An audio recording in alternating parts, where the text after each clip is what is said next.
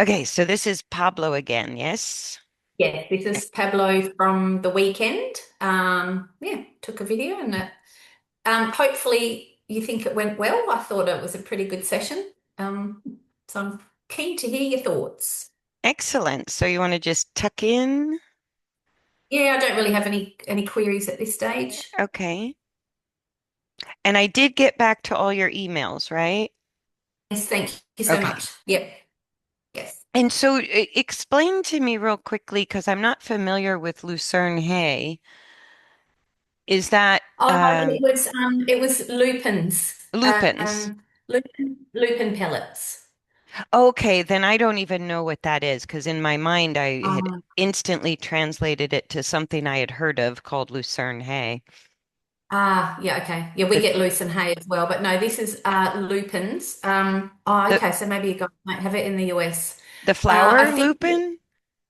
yes, yeah, the purple flower. Yeah, I know what lupins are. I just didn't know that they made an edible product out of them at all. Yeah, I say that. I presume it's the same thing.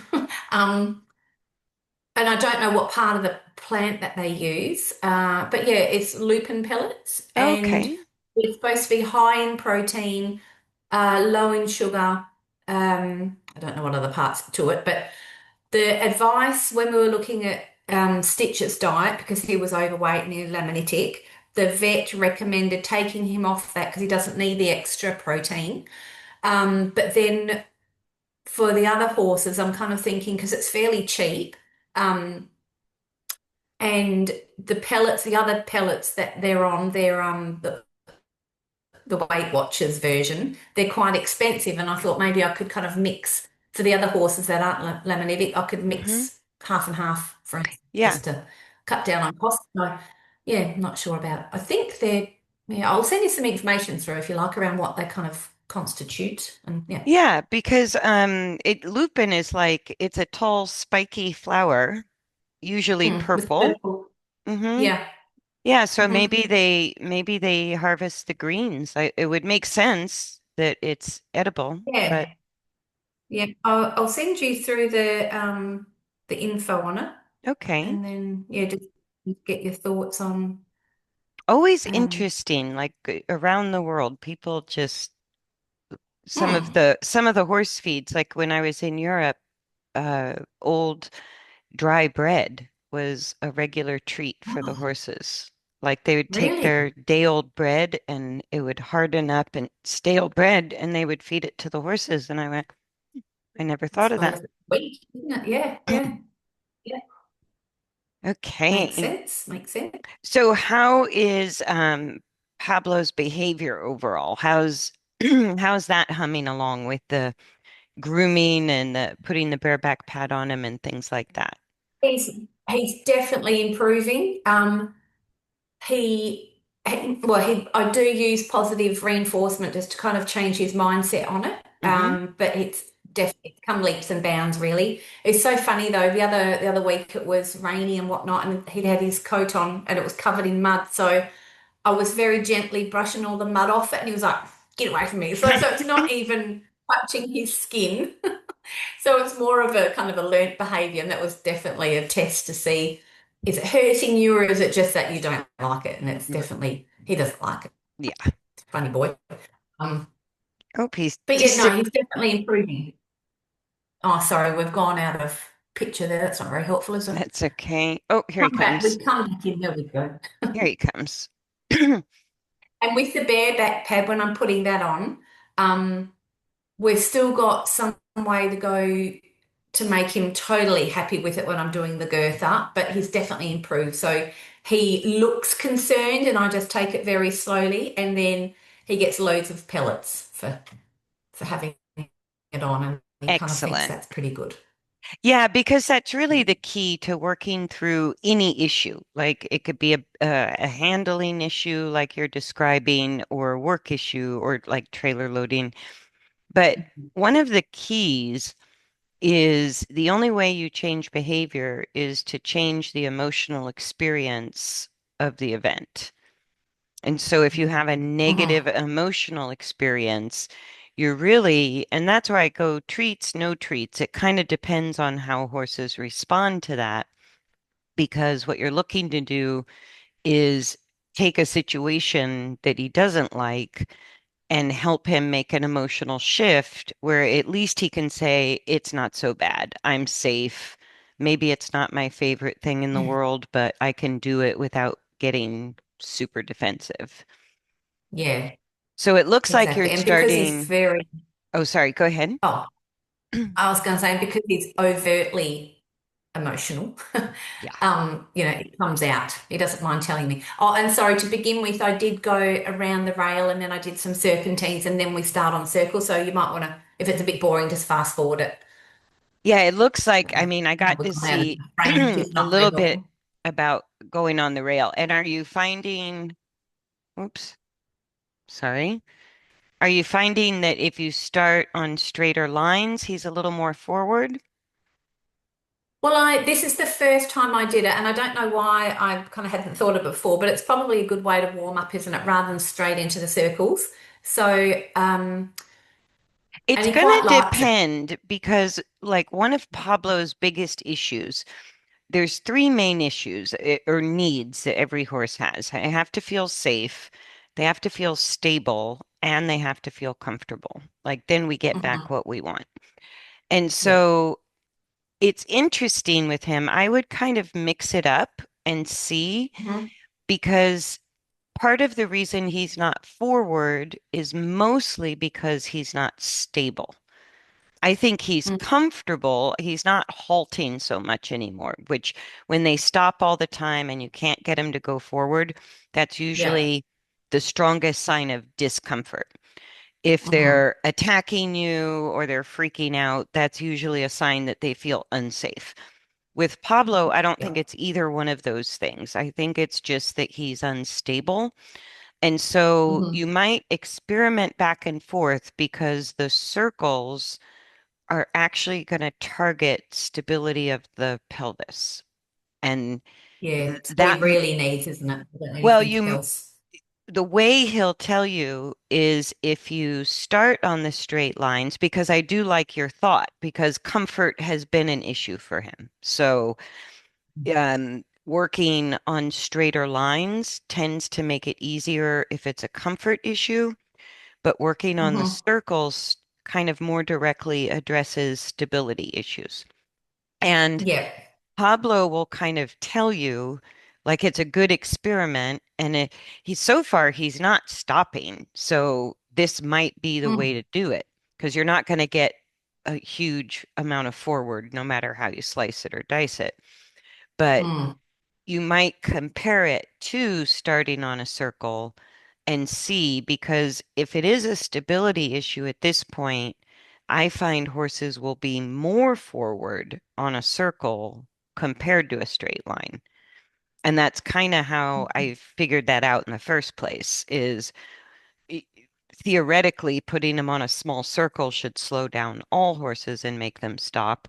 And I had lots of horses that were getting more forward on circles, Yeah. especially Okay. the Yep. slow ones. And so play with it and just kind Mm. of compare because I like how you're starting him in this on the straight lines and that he's been really successful with you working behind him on straight lines in the Mm. past. So it's a good Yep. idea to go back to what you know he can do easily and then warm Hmm. him up that way and then bring him into a circle.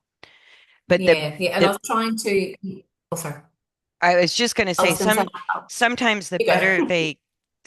the better they get on circles, that's when you start to see the forwardness coming through. Yes. Yeah. Yep. Yep.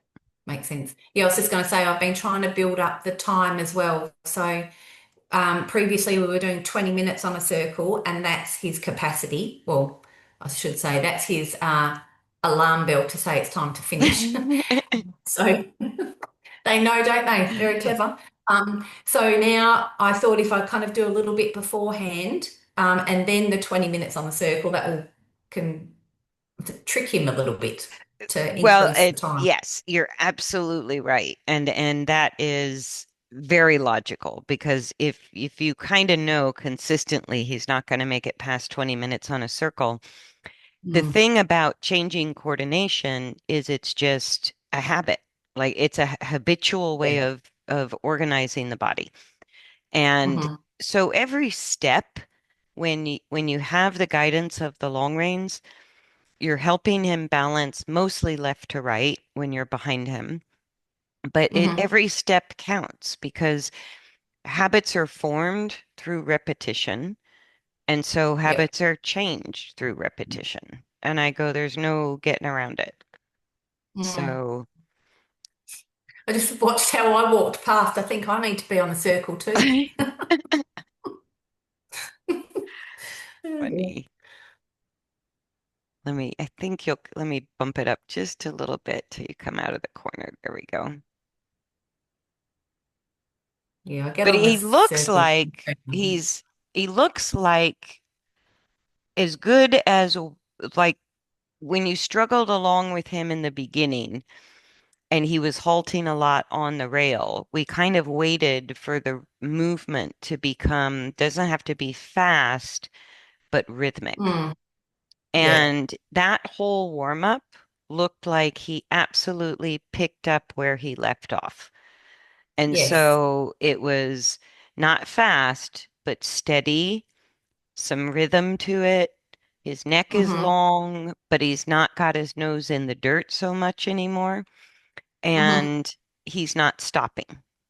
And I go, Yeah. so that all of that shows he's internalized and habituated the work that you have done. Mm. Does that make Hmm. sense? Yeah, yeah, definitely. And I know it's very, very slow progress, but if I think of where we've come from and where we are now, like I keep thinking in my head, oh, maybe we're ready to ride soon. But if I think of how long the progress was to get to here, then maybe it's going to take the same again. Do you mean it's just Not it is what it necessarily. is, It's almost no? like um I'm not sure what to compare it to, but like when you begin, whether you're trying to change a habit of thinking or habitual, like prevalent emotional states that you want to get out of, or coordination, it doesn't matter. The initial part of changing just one or two habits is hard, it's tedious, it takes a boatload of repetition. But Hmm. when it comes to balance, it's the way the body and the mind want to work. It's everything I do is based on sort of how to optimize coordination, right? Hmm. So it actually gains momentum, but I'm never quite sure. There's like a critical point where you're kind of slogging and really working hard for every little change. But what we Hmm. don't see happening is sometimes it's core muscle strength that's building. We Hmm. can't see it on the outside. And Yeah. so the posture takes forever to change, or the movement takes forever to change because things are strengthening up inside. And Hmm. like the core muscles are strengthening, the coordination is becoming more of a habit, the better coordination. And then it feels like all of a sudden changes come very quickly. And Hmm. we start to suddenly see the body changing on the outside or the movement suddenly takes a big leap forward. And it's a little bit like chopping away tediously, Hmm. and then Yeah. you kind of hit a point where it becomes more dominant as a habit, and then everything starts to move faster. And so I kind Yeah. of agree with you that he's looking more rideable than I've ever seen. He isn't as far away from being ridden as it took you to get here. I guarantee. Okay. Yeah. Okay. And so, Yeah. and you're going to know what I'm looking for him to be rideable is that he could do the circles without stopping. Hmm. And maybe we try a little bit of walk trot transitions on a lunge line or something like that before you would ride Hmm. him. Yeah. Um, but the amount of struggle he's still having. Oh, totally. Yeah. Yeah. It just We, tells you the stopping. What crosses my mind is when they stop a lot, it's a comfort issue. mm, When they can finally just not stop. You've gotten through a big internal like wall called yes. discomfort, right? Yeah. And so then the circle is challenging his comfort in the use of his hindquarters and back, where when you're walking behind him, it's more related to the use of the spine left to right, Hmm. lateral bending and rotation.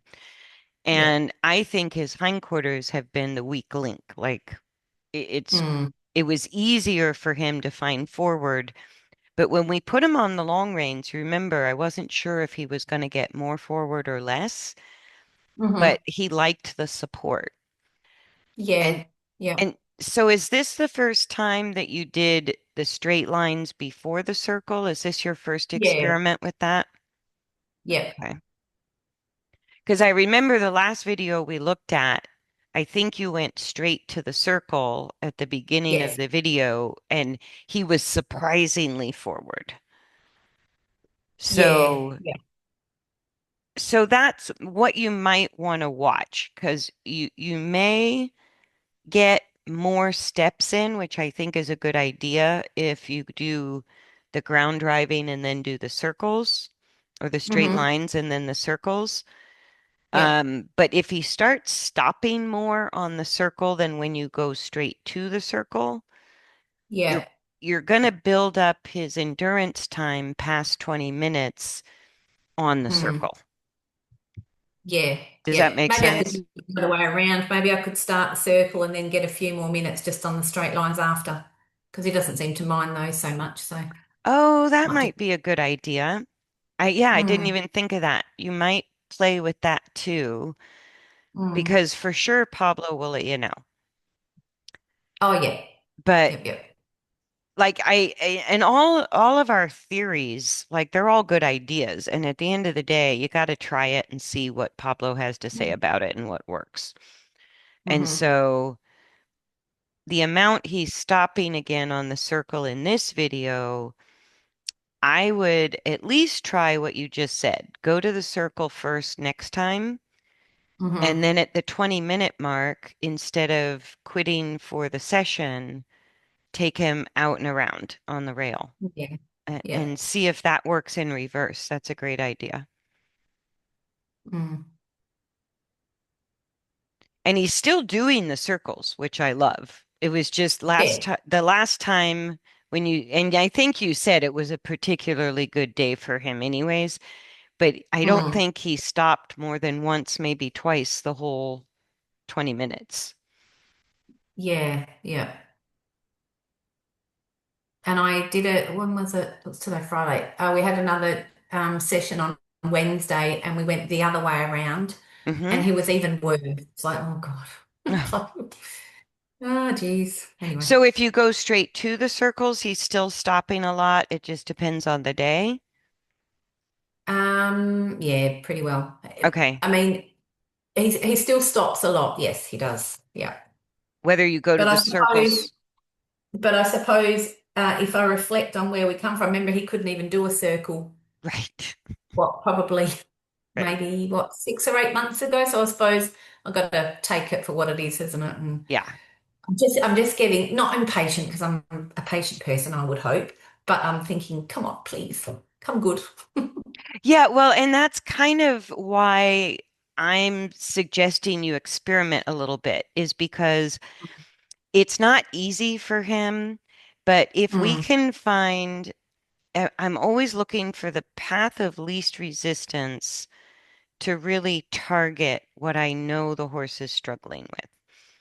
mm, And what he's really struggling with at this point is stabilizing the hindquarters and really using the hindquarters to control his own body weight from mm-hmm, falling forward. And so Yeah. he may be more forward on straight lines. You may get more steps in past 20 minutes, which I think there's a lot of benefit in that, whether you do it before or after. But Yeah. I also think just slogging through the transition of underused hindquarters to functional Hmm. hindquarters Hmm. might be the fastest path there with the Yeah. least amount of resistance. Yeah. But kind of play with it because I also agree bumping up his work time is just a good idea in general because the more steps, the faster things change. Mm. It's just And like then- it's like the steps on your watch. It's just every yeah, step counts. exactly. And we only do it 4 times a week, so should probably yeah, try and get some more steps in. Hmm. But what we've been watching with him, gosh, I want to say we've only been looking at him doing circles now for at least 3 or 4 times we've met. And Mm. so we've been kind of gently hammering on the circle idea, Hmm. and he has steadily progressed there. It's not Mm. huge progress, but it's been steady progress. Yeah. And so I still think the circles with the long reins are where his body needs to restore healthy function in that Yeah. specific way. And how many steps per session, I think play with you could play with I think we did it with Stitch, or did we do it with him in the beginning where you walk a straight line and put in a circle, go back to a straight line, put in another circle. Um, yeah, I can't remember which one now, but yeah. Yeah, Yeah. so all of those things, like I think the ultimate goal is for him to walk for 20 minutes in one direction on a circle with zero halting. Like that's the goal. Mm. And Yeah. so how we kind of get there, what and it may even change as his coordination is changing. It can change day to day. So there's no wrong way to go about this. I'm Hmm. just sort of thinking experimenting with circles first, circles last, Hmm. a straight line circle combination for the whole 30 minutes might sort of push him past his 20-minute mark on a circle. Hmm. Yeah. But I'm super pleased with how he's doing. Like Yeah. he's Yeah. showing a little bit more width between his legs Yeah. as he's on the circle. He's keeping his neck long, but the head, like the neck going up and down without shortening, is Hmm. a direct reflection of his body weight going up. Like it's kind of two-dimensional. So when the head and neck go down, the weight is pretty well balanced left to right, but it's way too far forward. Yeah. And when they elevate the neck the way he's doing, he elevates it without shortening it, and then he kind of nosedives again. Hmm. That's a direct reflection of the weight either going more to the front legs or him starting to hold it up and back through the torso. Hmm. So when Yeah. they use their hindquarters, it isn't like a measurable weight shift to their hind feet, but the torso and the hindquarters carry more weight, which is what should happen. And the back muscles lifting the back, part of the job is resisting that body weight from falling forward. Hmm. Does that make sense? Yep. Yep. So when he Does. has the core muscle strength and the hindquarter stability to resist his own body weight from falling onto his front legs, even a little bit, that long neck just comes up towards the back. Hmm. And Yep. so other than that one step he just took where he shortened his neck, he keeps Hmm. his neck long the whole time and it kind of goes up and down. And Mm. that's the Yep. influence of the circle, not the influence of the long reins. Okay. Yep. Because the long reins are just helping him keep his weight equal left to right while he's on a circle. And so when they lose the left-right balance, that neck is going to elevate and shorten. And he's Hmm. not doing that. So you're doing a fabulous job with the long reins. Even though his neck is a little turned to the outside, Hmm. it's still long, Yep. right? And so, like just there where he shortens the neck, that's the posture when the weight gets unequal left to right. And he's doing that very, very little on the circle. He didn't do it at all on the straight lines. So that was Yeah. really good. But And what I see more on the circle than I saw on the straight lines, and this is why we want to get him better at circles, is that mhm. long neck is going up and down. Yeah, okay. Does, Yep. does that make sense? Hmm. Yeah, it does. Yep. I was going to say when he, and I don't know whether it's maybe it's just because he's on the circle and he's got that bit more support, but when he does stop, he doesn't always lift his neck high, which originally he would do. So, and I Excellent. even know, yeah, I even noticed the other day when we stopped on a straight line, he didn't put his neck up. And I thought, Oh, wow, that's an excellent. improvement. Yes. Yeah, but there's not many times he can stop on when we're on a straight line and keep his neck down. He normally puts it straight up. So Mm. that might be another reason to maybe combine straight lines and circles. Hmm. Um, because then if he does stop, you can go straight. But that is showing what that's showing you is that the fact that he can stop and keep his neck long is showing you he's already improved the hindquarter engagement, even though we Mm. can't really see like the outer result of his energy, him not stopping, him getting more forward energy, him Mhm. picking up the speed a little, like all of that will be the final result of what's happening on the inside. Yeah, And so little yeah, signs like that that he can stop without shortening his neck, so it really indicates because the neck use is the final thing, and it's the only thing humans can see. So that's why we look at it. But it's yeah. really the final thing that happens after the back and the hindquarter have changed coordination. Okay. And Yeah. so that's a significant change in his coordination when he can stop without shortening his neck. Mm. Do you think it'd be beneficial when we do go on the straights to include some stopping, or You is that could, gonna? I mean, I haven't we haven't sort of played with transitions with him. Hmm. Transitions do the same job as circles. So Hmm. if you're when we're trying to build up hindquarter strength and stability and core muscle use related to the front back balance, the two tools in our toolbox are circles, straight on a circle or level on a circle, and Yeah, transitions.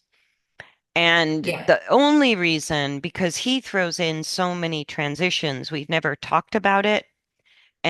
But it's why I always allow the transition.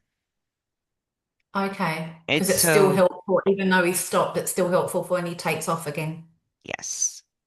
Yeah, okay. When you allow the horse to choose the transition, they Hmm. use the muscles for controlling their body weight in order to do that. So Right. the same muscles that lift their back are what they use in a transition. Okay.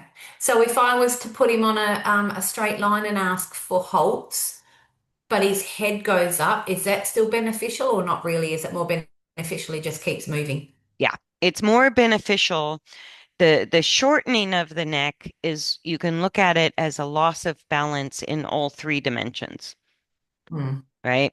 The Hmm. lengthened neck that he's showing now very consistently, it tells you is the balance is pretty good only in one dimension, left to right. Hmm. We still have to get some front back up down balance going, right? Yeah, okay. Yeah. And so left to right balance is why I have you on the long reins. So you're always Hmm. supporting that. And Hmm. then steering has to do with left right balance. What has to do with, and I can't even separate the front back from the up down, they kind of happen at the same time, but Hmm. that's directly related to speed and transitions. Okay. And Yeah. so that's why letting him choose halt when he wants to is strengthening the mechanism he needs for that front back balance. Okay. That's Yeah.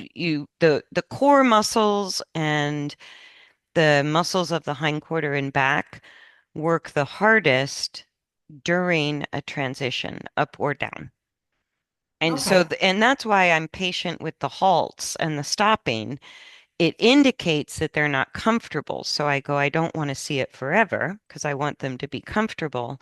But the fact that Mm. they do it doesn't bother me at all because it's constantly strengthening part of Yeah. the muscle group they need to control their body weight, lift their back, engage the hindquarters. So Okay. But still got some benefit when there's a he's lot of stopping. benefit, even though like Okay. That's it's good to know. yeah. And that's why seeing the rhythm was so important because it doesn't matter the speed, the tempo, the stride length, the miles per hour. Rhythm is the first sign of equalizing locomotion with stability. Hmm. And that basically that equalization of propulsion. So propulsion is the body pushes forward, right? That's how we Hmm. move, propulsion. Yep. But if we only had propulsion, we would push and fall on our faces, but we don't, Mm. right? So we have brakes, just like in a car. We have an accelerator internally and we have brakes internally. And those two systems are directly related to engaging the hindquarters and lifting the back, Yep. right? So when we equalize the accelerator and the brake, which you're going to use the most during any transition, up or down, that's what stabilizes the back, stabilizes the hindquarter, and starts to bring them into balance front to back, as well Hmm. as up to down. So that's why the rhythm is the first sign that the body is equalizing those two uses. That's why Yep. the rhythm is the most important part, not the stride length or the speed, or even if it's a slow tempo. It's just Yep. rhythm tells us we're getting there. Hmm. So then you took him back off the circle. Was that I think I his? finished. Yeah, I think I finished the session here now. Oh, whoops. Let me catch the video before it goes to another video. I hate it when it does that. Okay, so let's go to the circling part. And see how he stopped just then? That's his standard. Yeah, yeah. The head up in the air stop. Yep. Yes. Yep.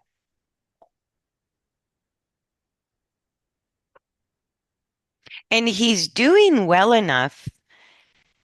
How do I'm like, I would literally be out testing different ideas for a little while.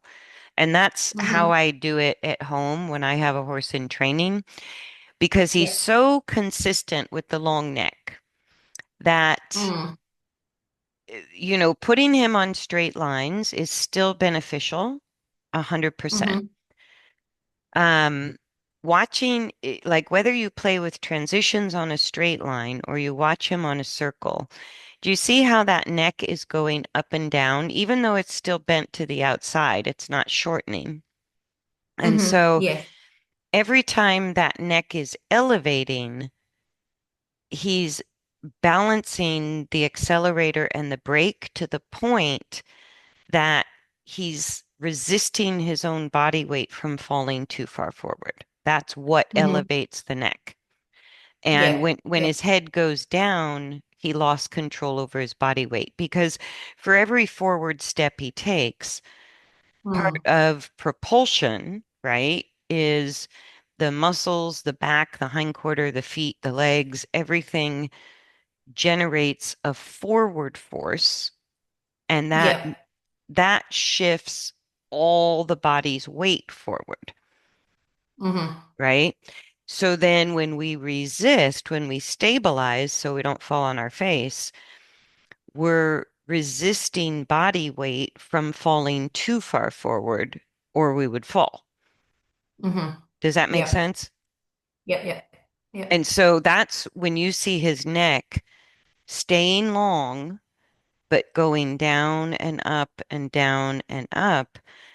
Ideally, when he can carry himself in balance front to back, the neck stays long because of the lateral balance, but he Mm-hmm. elevates his own head up in line with his back and hindquarters. Yeah. So that's the end result we're after.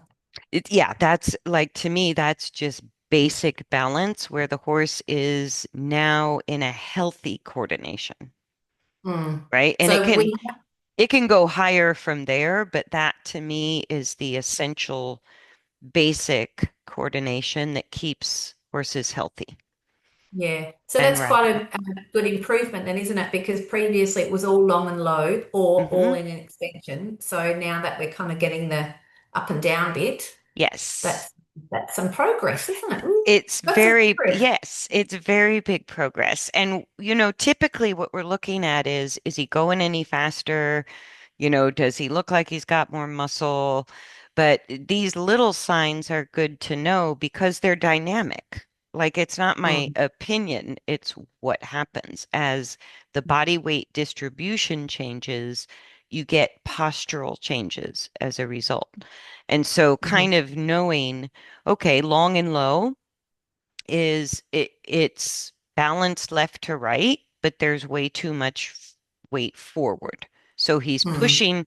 he's basically pushing to move, and in that process of moving, his body weight goes forward and he can't control it. It goes too far forward, and they Yeah. land in long and low. As he's Yeah. beginning to control his own body weight from falling forward, you Hmm. see sometimes then that long neck elevates. Mm. Those are the steps. He's getting the hang of it. Yeah. So for a green horse, if you were starting one that wasn't injured or compromised, Hmm. and how when you're riding them is by you being completely balanced on their back, does that then kind of automatically help them then find their balance with their neck? The rider has a big influence because we are weight. Mm-hmm. No getting around it. We are weight. So how we control our body weight as riders has a dynamic influence on the horse's balance. But Yeah. not all young horses know how to balance. They just Mm. know how to do things like all of us, right? Yeah. So we can ride for years and never really know how to actually balance as a rider in an efficient, healthy way, right? Mm-hmm. And the same is true for horses because domestic horses, they never have to move to find food or water. So a lot of them have terrible posture. Yeah. They don't know, they don't have the kind of coordination required to carry a rider in a healthy way. But Mm. they do what we ask, and that's all we care about. End of Yeah. story. And Yeah. so that's why we have a lot of dysfunctional horses, is because Mm. we're not really looking at a young horse's balance. We're looking at will they walk, trot, canter in 90 days and not Yeah. buck me off. Yeah, because it's like all green horses kind of should go through this process so they know how to balance themselves first initially before we then add weight on. Like there's no way I'd be getting on Pablo's back because I can see that he can't do it himself Yeah. just with his own body weight, so there's no point adding to that. But just interesting, like for green horses, Yeah, is I it mean, that would just be a dream come true. And I find when I start green horses this way, I don't have the usual green horse drama. No, I just no, because I don't have confident in their the, body. yeah, the bucking and the spooking and the bolting, but Mm. I don't start a ton of young horses because to me, in 90 days, if I can teach a horse how to balance at the walk, I'm happy. But Mm. a lot of the world Yeah, is not happy with that. They want to see trotting and cantering and they want to see them, yeah, doing mm, more. And I yeah, go, you have to kind of make a choice. Do you want your horse to be educated in coordination, or mm, do you want to see that you can just ride your horse safely at all gates and have some steering? mm. Because one or the other of Until those. you can't, I suppose, because then without having the coordination and the balance, then it all slowly goes pear-shaped, doesn't it? Yeah, and what So, happens a lot is people who do ride young horses for a living, they're either riders who are bold and, those kind of hiccups don't bother them, or they're riders that are mm, very skilled. And so, like I said, the rider balance influences the horse. But yeah. it's a little bit like these green horses get started with a professional dance partner and then they go home and they're like, where's my professional dance partner? And so Yeah. a lot of the training doesn't stick because if the owner isn't riding like the colt starter, you're going to have problems. Hmm. And Yeah, cool. Yeah. just because the colt starter could get the horse to do it doesn't mean the horse really learned balance in the process of that. No, not in a month or two. Yeah. So they're Yeah. kind of two different objectives. And somebody with a young horse, uh, because the whole world says walk, trot, canter in 90 days, Yeah. that's what Yeah. everybody looks for, not really realizing there's a different option that says balance in 3 dimensions in one Mm. gate, First up. right? So Yeah. I go, I can get a horse to balance in 3 dimensions, but only in the walk within a 90-day time frame. Maybe Mm. the trot, depends on the horse. But I Yeah. go, but then once they go out, like Pablo, and they start doing the best they can to do the tasks we require, the side Mm. effect is now you have a horse you can't ride Mm. because Yeah. either, the coordination took its toll and you have lameness issues, or the Yeah. horse has had enough and you have safety issues. Yeah. Yeah. Exactly. Yeah. So Interesting. So with the time frame to get their balance in walk, is there also then when they then increase into trot and canter, does that come a whole lot quicker, or is it for each gait, it's kind of the same process? it's so interesting you ask that question because it's another reason I got perfectly content riding at the walk is Mm, because the walk is a slow enough gait that both horse and rider can be consciously aware of developing self-control, self-carriage, right? hmm. As it speeds up, the coordination never changes.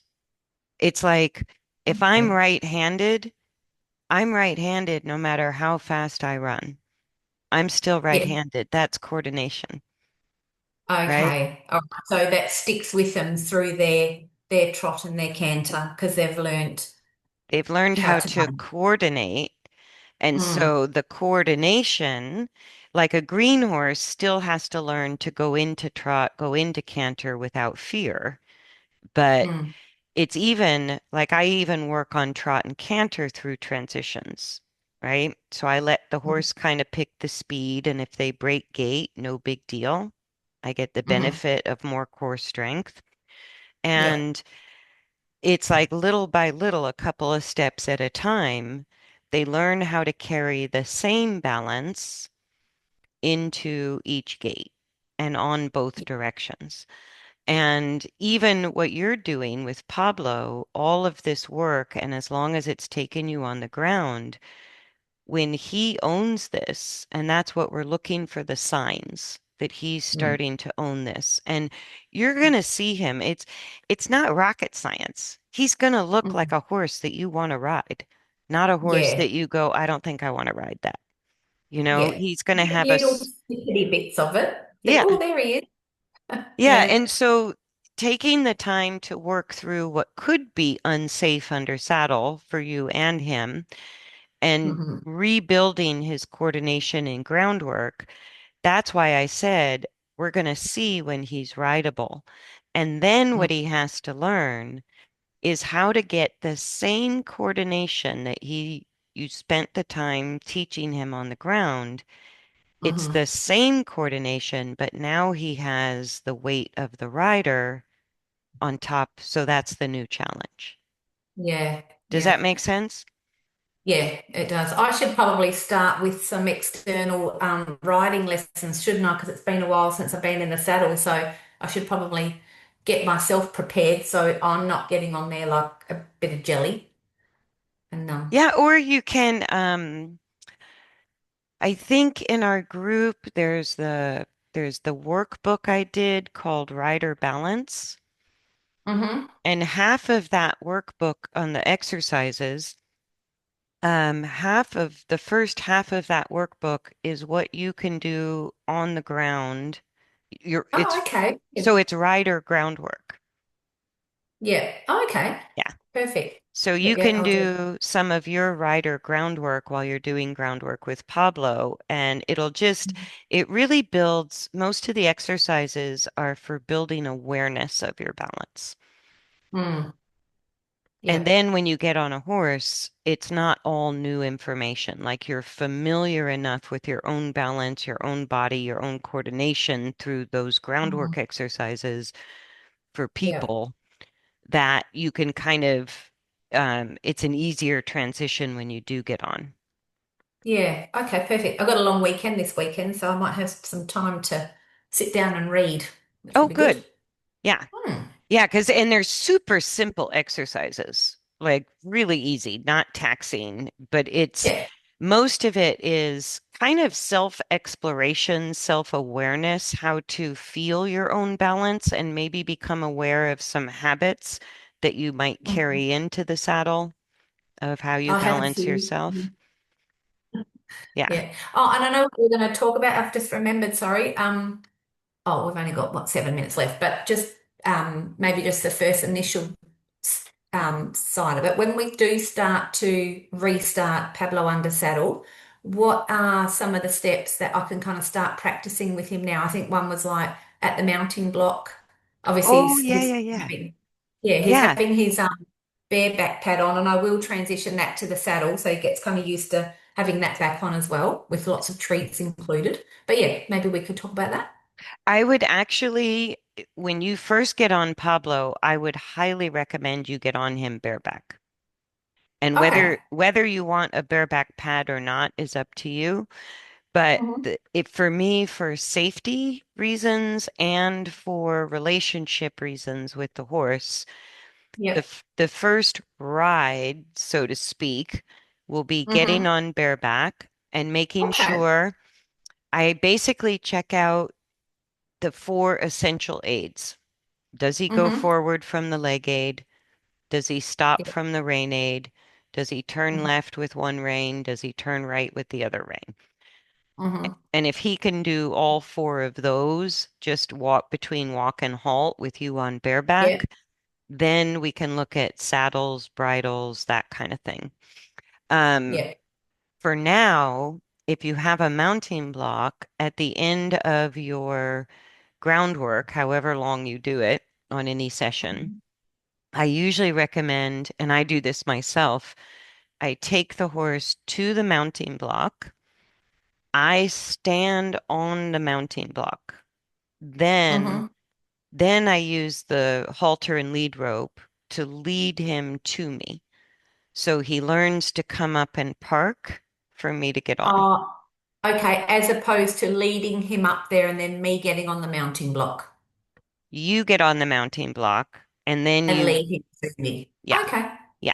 Yep. And if he dances around and if he resists or if he tries to not bring you the saddle, the bareback pad, all of that Hmm. is important information for you to work through with him. It's him Yep. telling you, I'm not sure about this.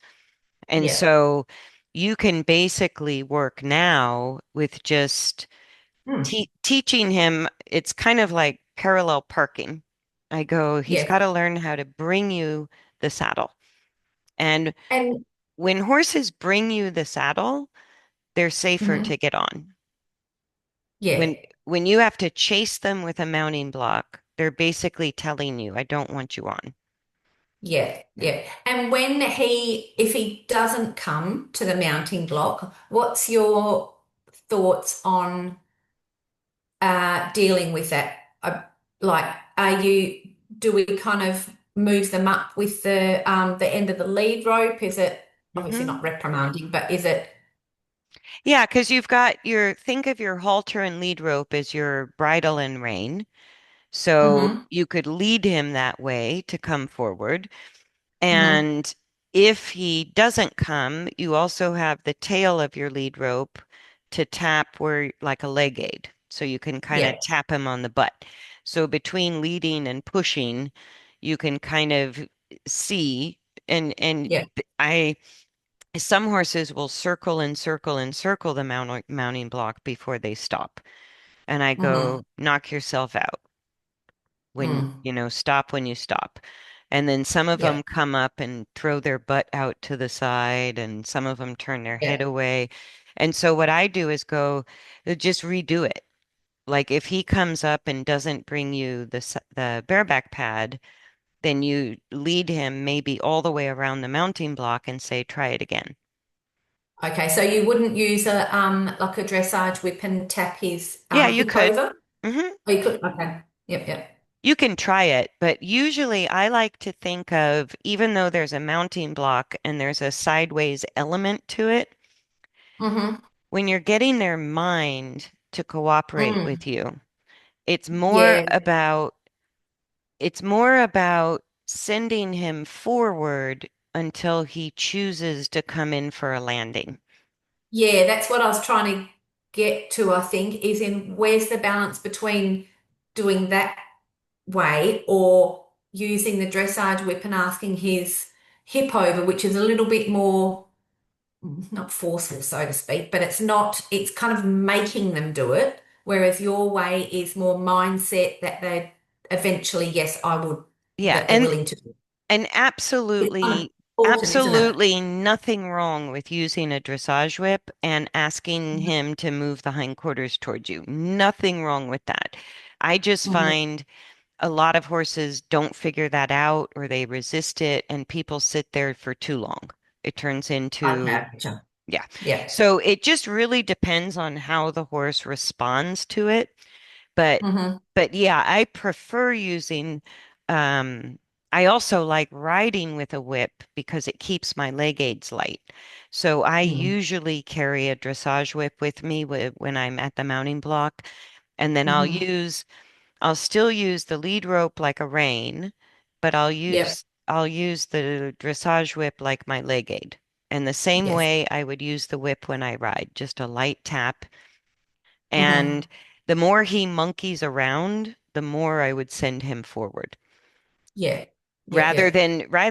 And he's going to be really clever like he is, and he's going to know how to put his body just out of reach for you. Oh, he will. Yeah, Yeah. yeah. Yeah. So, yeah. And when you say you send them around, do you literally get off the mounting block and you walk them around and do the whole process again, or you just with the lead rope send them around you? Usually I stay on the mounting block as much as I possibly can.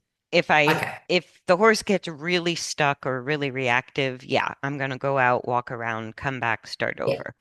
But Yeah. Yeah. but typically I like to do the mounting as a task, a skill Hmm. development while I'm standing on top. And I started using that because, I rode Western for years. You don't use mounting blocks. And Okay. I Yeah. started giving people buckets to stand on because it gets us to keep our feet still and Mm, communicate through our aids. mm, You know what I yeah, mean? Because once we're yeah. up there, we're not going to be able to move around. And Mm, so it kind of simulates us as a rider being confined to one space. And so yeah, how do we use our rein aid? How do we use our leg aid to communicate with him? yeah, yeah. And then when he's parked the bareback saddle near me, then we just chill there for a bit, and then that's end of Mhm. session. Yeah, Yeah, yeah. Okay. and if he's completely with him, if you lean on him, put a little weight, reach over, pet him from both sides, don't be Mm, careful. Do you know what I mean? Like we yeah, tend to get really quiet, like we're going to sneak on him. I go, no, yeah, just be yeah, yourself. You know what I mean? yeah, yeah. And but I think you could even play with sort of not necessarily getting on him, but play around with your weight over his back or Yeah, touching him yeah. from both sides and see how he responds to that. Mm-hmm. And if he's Yeah, totally chilled out about it, there's no reason you can't start getting on him. You're not going to be yeah, able to walk around on him and do anything, but getting on and off would still be yeah, beneficial. yeah, yeah. And what I might also start playing with is introducing his bitless bridle. So he has major emotional reactions to the bridle, funny enough. So Even he doesn't, without the bit. yeah, he hasn't, so he hasn't actually worn a bitless bridle, but I bought it a while ago when I thought we were going to restart him through someone else. That didn't pan out. So he actually hasn't gotten used to the bitless bridle, but he hates a bit bridle for all of his, it's kind of obvious why he would hate it, I suppose, because he hated riding because of his Yeah, body. Yeah. yeah. So, but yeah, that's definitely something I need to work through, probably with loads of treats, I'd imagine, to Don't worry get about it him. because you can get things rolling with a bitless bridle. And most horses, if they have that big objection to the bit, or like all my horse included, extra dressage horses I get in with over curled necks like Stitch has, I just take Mm-hmm. the bit out first thing and Yeah. and Oh, ride sorry, them. I meant that just the bitless bridle. Yeah, I'm happy to ride bitless. I'm Hmm. not. Yep, yep. Yeah, but I don't think he'll have a big reaction to a bitless bridle. Oh, Or has he yeah. already? He has. I've tried a few times, but having said that, not since we've been working. So now that his mindset is a lot less defensive overall, we might have a different approach. He might have a different approach. Um, but it's the whole, because it's a little bit different than putting a halter on. It's, goes up over the Hmm. ears and I think he connects it to, because I've tried it a few times prior, and he thinks a bit's coming in his mouth. I don't know what he thinks actually, Okay, but that's what yeah, then I feel is happening. start on Yeah. that too. Start on Mm. that too, because there's no reason you couldn't work him with the long reins in a bitless bridle. Mm. And Yeah. and Yeah. so you could just start substituting the bitless bridle for the halter, or at least Mm. move that direction Hmm. and start working him in and on the long reins. And I think he'll come around really fast to putting the bridle on once he realizes that there's no bit and his job hasn't changed. Yeah. Yeah. Good idea. Yeah. So try, and if it takes a few sessions to get the bridle on him, just be patient Mhm. and work your way through that first and keep Yeah. working him in the halter. But Mm. I think the day you get the bitless bridle on his head, go and work him on the long reins, even if you just Mhm. do straight lines and keep it really super easy. Yeah. Yeah.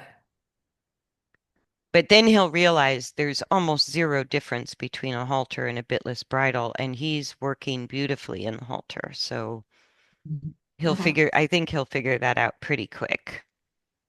Yeah. Yeah. That's, And then he'll get over at least the bridling part, and you can deal with the bit down the road. yeah. Yeah. Yeah. Good eye. Okay. But nice. I mean, and the progress is that I'm not exactly sure what to do with him right now because he is Oh, kind of changing. And so you yeah. might have days where he just won't circle at all and you work on the left-right balance on a straight line. No big deal. Mm, And then you could mm, play with transitions that day, right? So yeah. you can mix it up and just sort of see what works that day for Mm, him. mm, And that way you're always like to me it doesn't matter. I go, it's got to be three-dimensional balance. And so if I work mhm. on this dimension this day and that dimension that day, it's all going to come together. Yeah. Yeah. It's all better than just sitting in the paddock doing nothing, isn't it? That's right. It's all beneficial. That's right. And I Yeah. think everything I map out about the mounting task is Yep. there's a beginner. If he gives you a lot of grief, there's a way to get started that is the last exercise in the groundwork workbook, gets Mm-hmm. the mounting block stuff started. And then Yeah. all the details about it and actually mounting is in the horse balance under saddle workbook. Okay. So they're Yep. in two different, Read. yeah, Yeah, two, I have. I think I've read all of them bar the riding one, but it was quite some time ago, so I probably need to revisit. yeah. And if nothing else, in the riding workbook, the mounting is covered most extensively. And Okay. if he gives you a lot of grief, then there's an elementary lesson in the groundwork workbook, but Yeah. the more Yeah. fuller explanation is in the horse balance under Yeah. saddle workbook. Yeah. I think he'll be fine. I got up on the mounting block the other day after one of the sessions. I mean, I'd parked him near the mounting block and got up Hmm. there and he was fine. But obviously different story when you're up there and you're asking them to come to you because it's then they have Yeah, have and an that's why opinion I do about it the that car. way. It's the first very gentle simulation of riding Mm. because you're Hmm. using your aids to ask him to do something while you're fixed in one place. Yeah. So it's just a very easy, gentle riding simulation so you get a feel for where the horse is at. Mm. Yeah. Yeah. Good, Yeah, good. good. Sounds good. But well Well, I better go done. and feed them their brekkie. With oh, I know, morning time for you, evening time for me. Yeah, yeah, yeah. But Awesome. All right. Well, thank you so much. okay, let me pause here.